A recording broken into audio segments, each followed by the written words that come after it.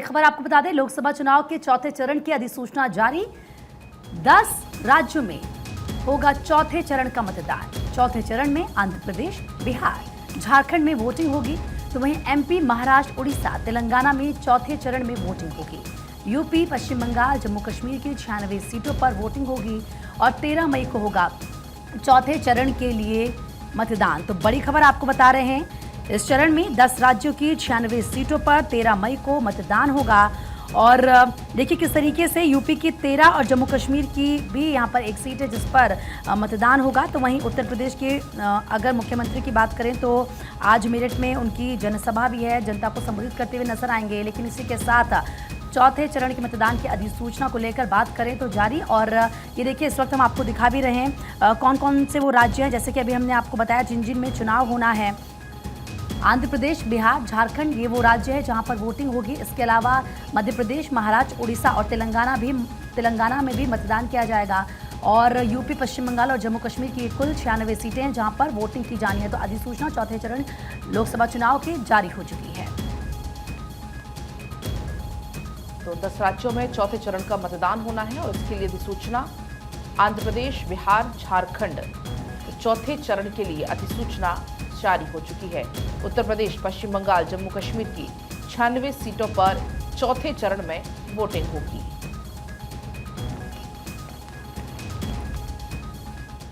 और उसके पहले देखिए कल पहले चरण के लिए मतदान होनी है। पोलिंग टीम रवाना हो चुकी है। चुनाव की सभी तैयारियां लगभग पूरी हो गई हैं। गढ़चिरौली के लिए पोलिंग टीम भी रवाना हो गई है। तो ये बड़ी जानकारी है क्योंकि कल 21 राज्यों की कुल 102 लोकसभा सीटों पर चुनाव होना है। प्रचार थम चुका है और अब वोटिंग की तैयारियां शुरू हो चुकी हैं। जो टीम है वो रवाना हो चुकी है, सामान लेकर, मतपत्र लेकर और ये ईवीएम मशीन लेकर तमाम तैयारियों के साथ पूरी टीम रवानगी की तैयारी। तस्वीरें आप देख सकते हैं। टीम रवाना होते हुए सुरक्षा के इस दौरान भी पुख्ता बंदोबस्त किए जाते हैं, सुरक्षा का पूरा ध्यान रखा जाता है। और ये सभी कर्मचारी यहाँ से रवाना होते हुए पहले चरण की वोटिंग कराने के लिए।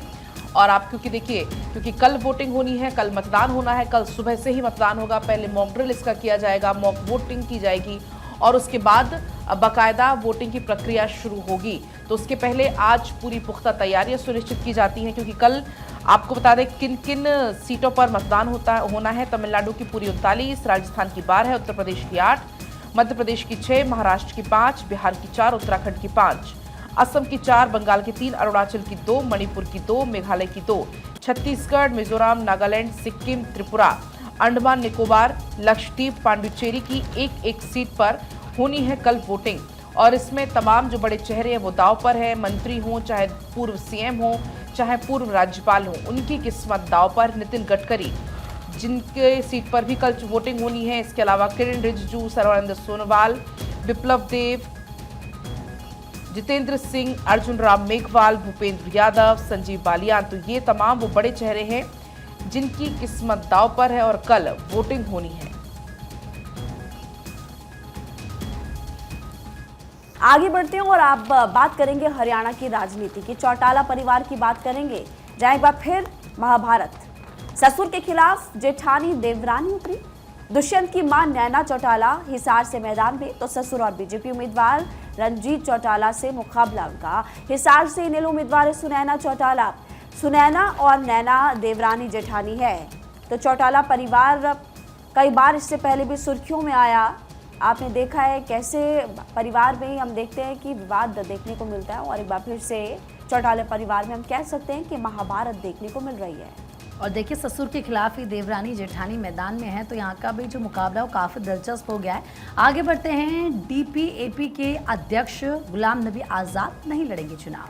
पार्टी ने मोहम्मद सलीम को बनाया है उम्मीदवार। अनंतनाग से ही सलीम को उम्मीदवार बनाया गया है। तो एक और बड़ी खबर ये आपको जम्मू कश्मीर से बता रहे हैं। महिमा के पास जानकारी। महिमा, हाँ, दैनिक अमर उजाला, माफ कीजिएगा, अमर उजाला इस वक्त मेरे पास है और एक छोटा सा कॉलम जिसमें हेडलाइन गुलाम नबी अनंतनाग राजौरी सीट से नहीं लड़ेंगे चुनाव। पूर्व केंद्रीय मंत्री और डेमोक्रेटिक प्रोग्रेसिव आजाद पार्टी यानी कि डीपीएपी के चेयरमैन गुलाम नबी आजाद जम्मू कश्मीर की अनंतनाग और राजौरी लोकसभा सीट से चुनाव नहीं लड़ेंगे। उनके स्थान पर उनकी पार्टी ने वकील सलीम पर्रे को प्रत्याशी बनाने का फैसला किया हुआ है। और डीपीएपी के कश्मीर प्रांत के अध्यक्ष मोहम्मद आमीन भट्ट ने बुधवार को अनंतनाग में कहा कि आज़ाद के साथ बैठक हुई थी। बैठक में आज़ाद ने चुनाव न लड़ने के कारण भी बताए हैं। हालांकि भट्ट ने उन कारणों का खुलासा तो नहीं किया, लेकिन अप्रैल को पार्टी ने ऐलान किया था कि आज़ाद अनंतनाग राजौरी से चुनाव लड़ेंगे और यहाँ से पीडीपी की प्रमुख महबूबा मुफ्ती और नेशनल कॉन्फ्रेंस के मियां अल्ताफ चुनाव लड़ रहे हैं। लेकिन अब वकील सलीम पर्रे को उम्मीदवार बनाया गया। जी पलट। और अब आगे बढ़ेंगे। आरजेडी प्रत्याशी के खिलाफ चुनाव आयोग पहुंची बीजेपी।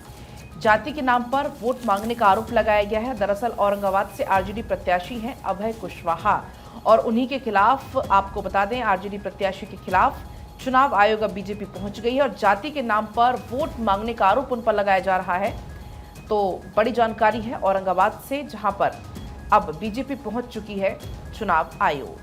हालांकि बिहार और यूपी के संदर्भ में ये बात कही जाती है कि वहाँ पर कोई भी चुनाव हो, वहाँ पर आप देखेंगे कि जातिवाद की जो गूंज है वो सुनाई देती है। और क्योंकि औरंगाबाद में ही कल पहले चरण में वोटिंग होने वाली है, तो यही पूरा मसला जिसको लेकर चुनाव आयोग पहुंच चुकी है भारतीय जनता पार्टी। आगे बढ़ेंगे। एक नहीं 2 सीटों से चुनाव लड़ेंगे नवीन पटनायक। ओडिशा के मुख्यमंत्री नवीन पटनायक 2 विधानसभा सीटों पर चुनाव लड़ने वाले हैं। जो जानकारी है वो ये कि हिंजली बारगढ़ ये 2 सीट है जहां से वो चुनाव लड़ेंगे, क्योंकि इस बार लोकसभा चुनाव के साथ ही साथ 4 ऐसे राज्य हैं जहां पर विधानसभा के चुनाव भी हो रहे हैं। और क्योंकि ओडिशा भी उन राज्यों में से एक है और मुख्यमंत्री नवीन पटनायक को लेकर के जानकारी सामने आ रही है, आपको ये बताते चले कि बीजू जनता दल के जो अध्यक्ष हैं वो 2 सीटों से चुनाव लड़ेंगे। और क्योंकि जब नवीन पटनायक की बात होती है तो ओडिशा के सबसे लंबे वक्त तक मुख्यमंत्री रहने का तमगा भी इन्हीं को हासिल है। इनके बारे में ये खबर है कि जो विधानसभा के चुनाव हो रहे हैं उसमें वो 2 सीटों से हिंजली और बारगढ़ से चुनाव कंटेस्ट करेंगे। महिमा। हरियाणा में कांग्रेस का कुनबा बढ़ा, कई नेताओं ने कांग्रेस का दामन थामा। सांसद दीपेंद्र हुड्डा ने फिलहाल स्वागत किया। सभी को पार्टी में पूरा सम्मान मिलेगा, ये बात कहते हुए नजर आए। ठीक है, आगे बढ़ते हैं, कुछ और खबरों की बात करते हैं। नामांकन के लिए 24,000 रुपए के सिक्के लेकर पहुंचा प्रत्याशी।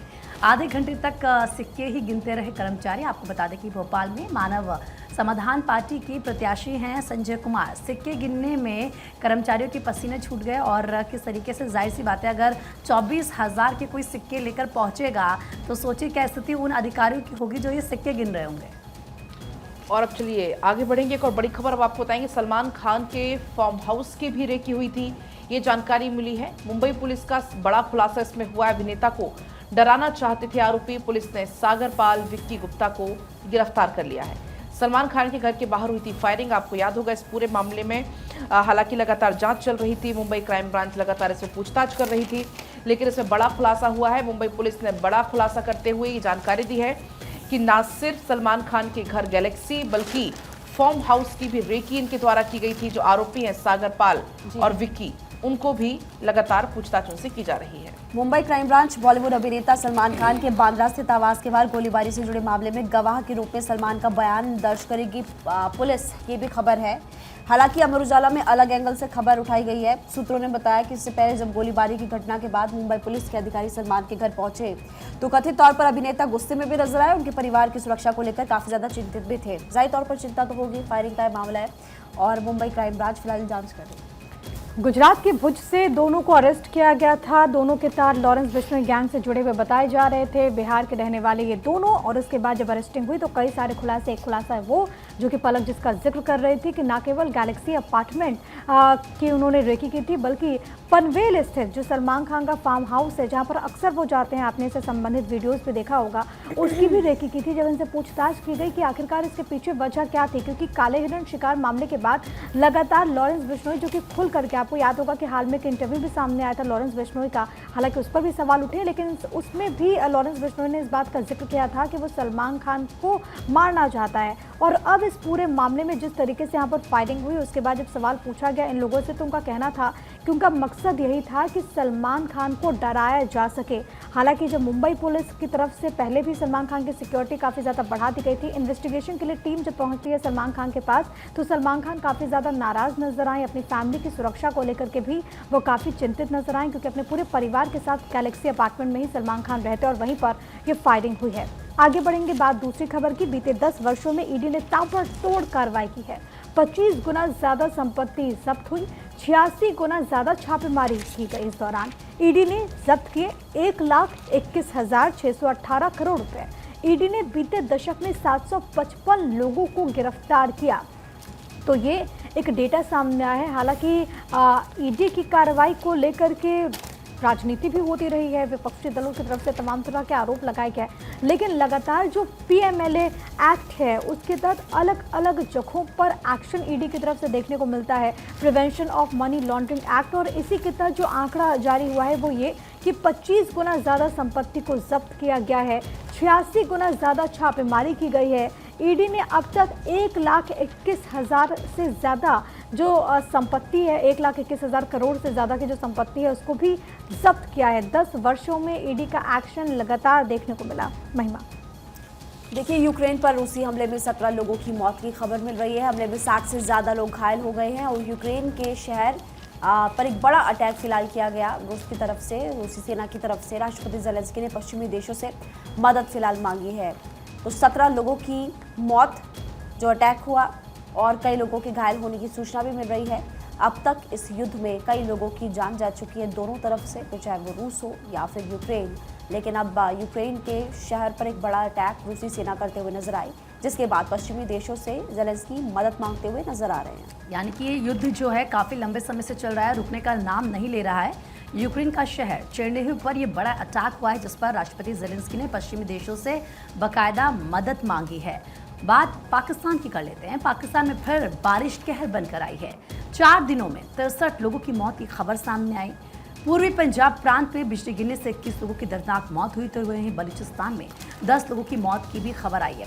देखिए, ताबड़तोड़ बारिश हो रही है और ऐसे में पाकिस्तान की मुश्किलें काफ़ी ज़्यादा बढ़ चुकी है। एक बार फिर से वहाँ पर जो बारिश है वो कहर बनकर टूटी और कैसे सिर्फ 4 दिनों में, महज 4 दिनों में 63 लोगों की मौत वहाँ पर हो गई। खबर ये है कि पूर्वी पंजाब प्रांत में बिजली गिरने से 21 लोगों की दर्दनाक मौत हुई, तो बलूचिस्तान में भी 10 लोगों को अपनी जान गंवानी पड़ी।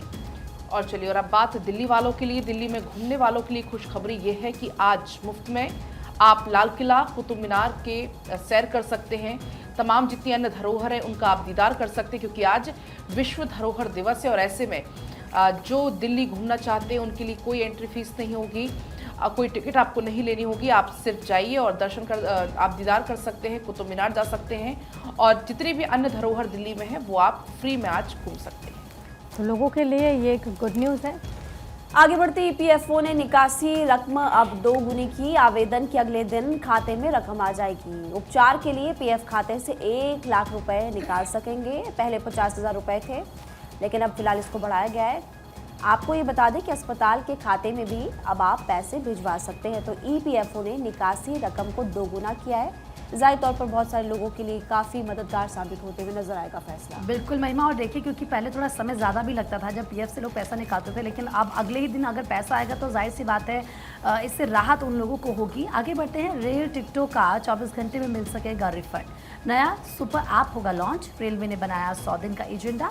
वंदे मेट्रो, वंदे स्लीपर ट्रेन भी चलाई जाएगी। 5 साल में होगा 10 से 12 लाख करोड़ का निवेश। तो देखिए किस तरीके से अगर बात रेलवे की करें तो लगातार लोगों का जो सफ़र है वो आसान हो, सुविधाएं लोगों को मिले, कोई दिक्कतों का सामना ना करना पड़े, इसको लेकर रेलवे काम कर रहा है। और ख़ास तौर पर अब ये नई बात कि रेल टिकटों का 24 घंटे में रिफंड मिल सकेगा अगर आप कैंसिल करते हैं तो।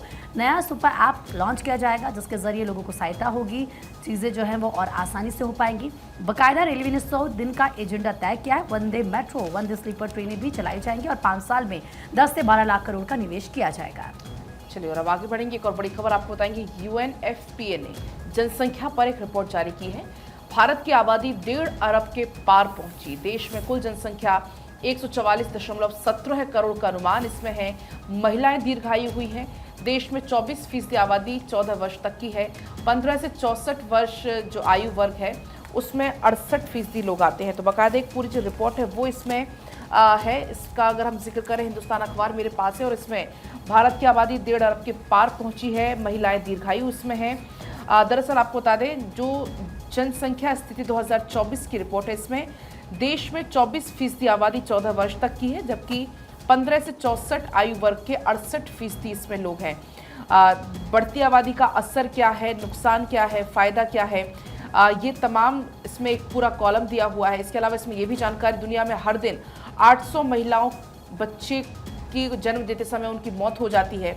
देश के 640 जिलों में प्रसव के दौरान मौत प्रति 1 लाख जन्म पर 70 से कम है। रिपोर्ट के अनुसार भारत में यौन और प्रजनन स्वास्थ्य 30 साल में बेहतर स्तर पर है। मातृ मृत्यु में कमी आई है। दुनिया में ऐसी मौत का हिस्सा भारत का 8% है। इसका श्रेय सस्ती गुणवत्तापूर्ण स्वास्थ्य सेवाओं को दिया जा रहा है। 2006 से 2023 में भारत में 23% बाल विवाह हुए हैं। बढ़ती आबादी का असर, इसके फायदे क्या, नुकसान क्या, ये भी इसमें लिखा हुआ है। अधिक फायदे की अगर हम बात करें, अधिक आबादी से देश बड़े बाजार के तौर पर स्थापित होता है, जिससे निवेश बढ़ता है। लेकिन इसका नुकसान क्या है? आधी आबादी के लिए प्राकृतिक संसाधन का असीमित दोहन इसमें होता है।